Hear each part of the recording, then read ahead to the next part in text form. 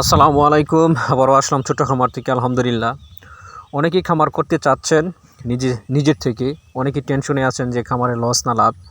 যদি আমি যেহেতু দীর্ঘদিন যাবৎ ছোট্ট খামারটা করতেছি, আমি একজন সফল ছোট্ট খামারি। আলহামদুলিল্লাহ, আমি ছোট্ট খামার করে লাভবান।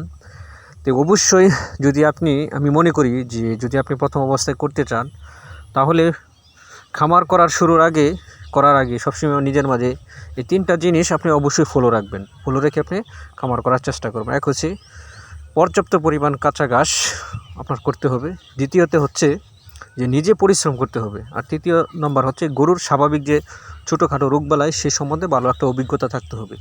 এই 3টা জিনিস যদি আপনার মাঝে প্রথম অবস্থায় থাকে, তাহলে অবশ্যই আপনি যে কোনো কাজ যদি করেন, তো অবশ্যই সেই কাজ থেকে আপনি কিছু না কিছু করতে পারবেন।